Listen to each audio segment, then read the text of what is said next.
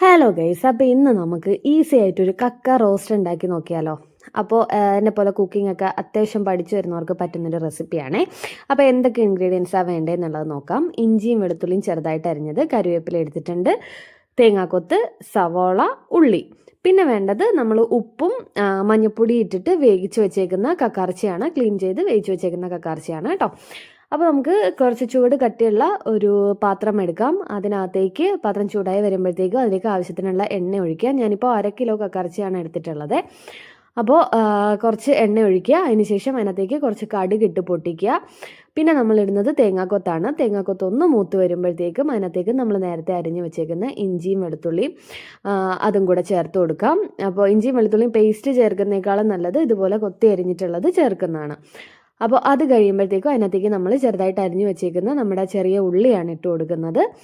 ഉള്ളിയും കൂടി ഇട്ട് കൊടുത്ത് നന്നായിട്ടൊന്ന് വഴന്ന് വരുന്ന സമയത്ത് നമുക്ക് സവോള ചേർത്ത് കൊടുക്കാം. ഉള്ളി ഇട്ടിട്ട് നമ്മൾ ഉപ്പൊന്നും ചേർക്കരുത്, അല്ലാണ്ട് തന്നെ അതൊന്ന് വഴന്ന് വരണം. അതിന് ശേഷമാണ് നമ്മൾ ഈ ഒരു പരുവമായി കഴിയുമ്പോഴത്തേക്കുമാണ് നമ്മളിതിലേക്ക് സവോള ചേർത്ത് കൊടുക്കുന്നത്. സവോള ചേർത്തതിന് ശേഷം കുറച്ച് ഉപ്പിട്ട് കൊടുക്കുക. നമ്മൾ കക്കാറച്ചിയിൽ ഉപ്പും മഞ്ഞൾപ്പൊടി ഇട്ടാണ് വേവിച്ചേക്കുന്നത്. അപ്പോൾ അതുകൊണ്ടിട്ട് ഇതിൽ ഉപ്പ് ചേർക്കുമ്പോൾ നോക്കിയിട്ട് വേണം ചേർക്കാനായിട്ട്. അപ്പോൾ ആവശ്യത്തിനുള്ള ഉപ്പും കൂടെ ചേർത്ത് കൊടുത്തിട്ടുണ്ട്. പിന്നെ കറിവേപ്പില ഇട്ട് കൊടുക്കുന്നുണ്ട്. കറിവേപ്പില ഇടയ്ക്കിടയ്ക്ക് നിങ്ങളുടെ ആവശ്യാനുസരണം നിങ്ങൾക്ക് ചേർത്ത് കൊടുക്കാം. പിന്നെ ആവശ്യം ഉണ്ടെങ്കിൽ ഈ ഒരു സമയത്ത് നിങ്ങൾക്ക് പച്ചമുളകും കൂടെ കീറിയിട്ടിട്ട് ഉപയോഗിക്കാവുന്നതാണ്. ഞാനപ്പോൾ കുരുമുളക് പൊടി ചേർക്കുന്നുണ്ട്. അപ്പോൾ അതുകൊണ്ടാണ് ഞാൻ പച്ചമുളക് അധികം ഇടാത്തത്. പച്ചമുളക് ഞാൻ ഇട്ടിട്ടില്ല, ആവശ്യമുണ്ടെങ്കിൽ നിങ്ങൾക്ക് ഇടാം കേട്ടോ. അപ്പോൾ ഇതാ നന്നായിട്ട് വഴന്ന് ഈ ഒരു ഗോൾഡൻ കളർ ആകുന്നത് വരെ നന്നായിട്ടൊന്ന് വഴന്നെടുക്കുക. ഇത് കരിഞ്ഞൊന്നും പോവരുത്. ഈ ഒരു ടൈം ആകുമ്പോഴത്തേക്കും ഇതിനകത്തേക്ക് നമ്മളത് വേവിച്ച് വെച്ചേക്കുന്ന കക്കറച്ചി, അതിൻ്റെ വെള്ളമൊന്നും ഇല്ലാണ്ട് ഇറച്ചി മാത്രമായിട്ട് ഇതിലേക്ക് ചേർത്ത് കൊടുക്കുക. ഇത് നന്നായിട്ട് ചേർത്ത് നന്നായിട്ട് മിക്സ് ചെയ്തതിന് ശേഷം കുറച്ച് സമയം ഒന്ന് നിരത്തി ഇട്ട് കൊടുക്കണം. കക്കറച്ചിയുടെ വെള്ളമൊക്കെ പോയിട്ട് അതൊന്ന് പൊട്ടി നല്ല കറക്റ്റായിട്ട് വരാൻ വേണ്ടിയിട്ടാണ് അങ്ങനെ ഒന്ന് ഇട്ട് കൊടുക്കുന്നത്.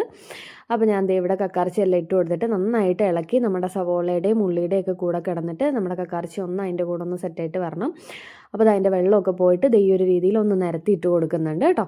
അപ്പോൾ കക്കറച്ചിയുടെ വെള്ളമൊക്കെ പോയതിന് ശേഷം നമ്മൾ ഇറച്ചി ഒന്ന് സൈഡിലേക്ക് മാറ്റി വെച്ചിട്ട് അതിൽ നടുക്കായിട്ട് ആണ് നമ്മൾ ഈ പൊടികളെല്ലാം ഇട്ട് കൊടുക്കുന്നത്. ഈ പൊടി ഇട്ട് കൊടുക്കുന്ന സമയത്ത് നമ്മുടെ ഗ്യാസ് സിമ്മിലിടാൻ വേണ്ടിയിട്ട് ശ്രദ്ധിക്കുക. പിന്നെ തീ ഒരുപാടാണെന്നുണ്ടെങ്കിൽ ഗ്യാസ് ഓഫ് ചെയ്ത് വെച്ചിട്ടാണെങ്കിലും പൊടികൾ ചേർത്ത് കൊടുക്കാം. ആദ്യം ഇടുന്നത് മല്ലിപ്പൊടിയാണ് ഇട്ട് കൊടുക്കുന്നത്.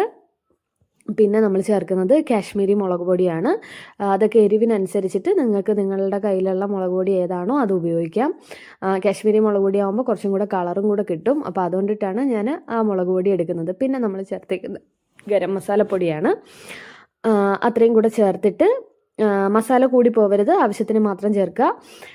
ചേർത്തിട്ട് ഇതിൻ്റെ പച്ചമണം മാറുന്നത് വരെ ആദ്യം നമ്മൾ ഇറച്ചിയുടെ കൂടിയിട്ട് അങ്ങ് മിക്സ് ചെയ്യരുത്. ഈ ഒരു രീതിയിൽ മാത്രം ഒന്ന് ഇളക്കി കൊടുക്കുക. അതിന് ശേഷം അതിൻ്റെ പച്ചമണമൊക്കെ ഒരു 2 മിനിറ്റ് ഒരു പച്ചമണമൊക്കെ മാറിക്കഴിയുമ്പോൾ ഇറച്ചിയായിട്ട് നന്നായിട്ട് മിക്സ് ചെയ്തിട്ട് ഒന്ന് അടച്ചു വെച്ചിട്ട് വേവിക്കുക. ഒരു 2 മിനിറ്റൊക്കെ വെച്ചാൽ മതിയാവും.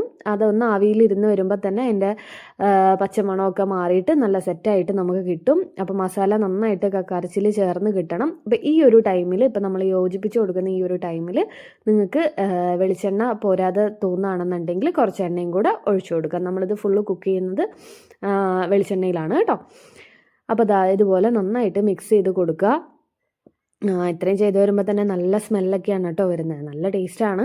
അപ്പോൾ എല്ലാവരും ഒന്ന് ട്രൈ ചെയ്ത് നോക്കണം. അപ്പോൾ ഇത്രയും ചേർത്ത് കഴിയുമ്പോൾ തന്നെ നമ്മുടെ റോസ്റ്റ് സെറ്റാവും. അതിന് ശേഷം ഏറ്റവും ലാസ്റ്റ് നമ്മൾ കുറച്ച് കുരുമുളക് പൊടിയും കൂടെ ചേർത്ത് കൊടുക്കുന്നുണ്ട്. ഏറ്റവും ലാസ്റ്റ് ചേർത്താൽ മതി, ആദ്യം ചേർക്കണ്ട.